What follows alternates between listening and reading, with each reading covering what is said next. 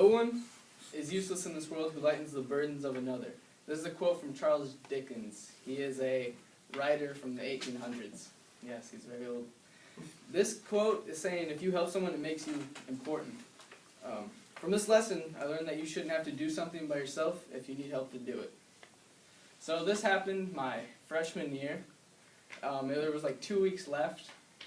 2 weeks left of basketball, and I hurt my knee a week before this all happened. I jumped, like, it was in practice, basketball practice. I jumped for the rebound, and I like fell back on my knee and it like popped, and I had to get help up, and I was out for like the rest of the year. And so about a week after that happened, I was going to gym, and it was like my first day participating in like in a week, and it was fitness day, of course. And it was like the first trimester they even did fitness day, so you could choose either weight lift with Johnson or run with Miss K. So obviously I'm going to be like, I'm going to the weight room with Johnson. No one wants to go run with Miss K. Plus my knee was hurting me. Like, we ran 5 minutes for the 5-minute warm-up, and my knee was killing me. I even had a brace. So we went to the weight room. I went to the weight room with Johnson, and it was like an all-chest workout day.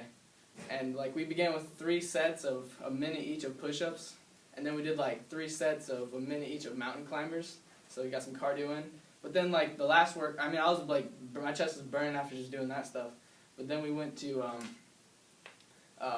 we had bench, incline bench, and flies. Flies is where you go like this with dumbbells in your arms. So all 3 of those were chest workouts.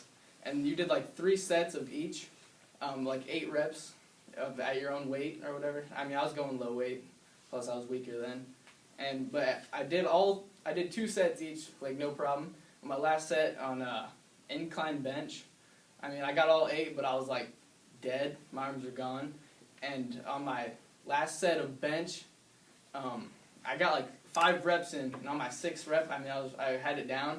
I pushed up. I tried racking it, and I missed, and it came back down and hit me in the face, like right there. And I just remember like pushing it down real fast, and like next thing you know, people are finally running over and pulling it up and racking it.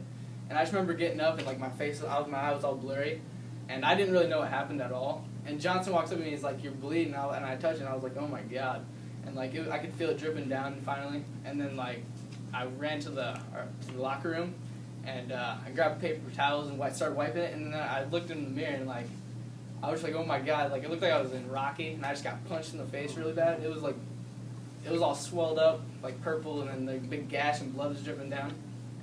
And then finally, Johnson came in and took me to the office, and Deb was there, and she grabbed ice, and I set it like on my face. I waited because I called my dad. I had to wait for him for like 35 minutes because he works in Cedar Rapids, and I couldn't drive then. So he had to take me to the hospital. So I was waiting like 25 minutes just as my face was like starting to hurt finally.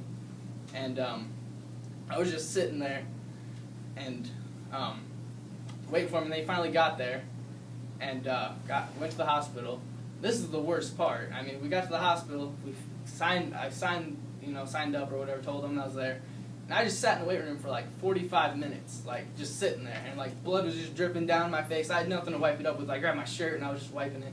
And then I finally got in there, and like after like 45 minutes, like an hour or something like that, and they finally cleaned it up, which hurt really bad because they put like iodine on it, and oh my god, that killed.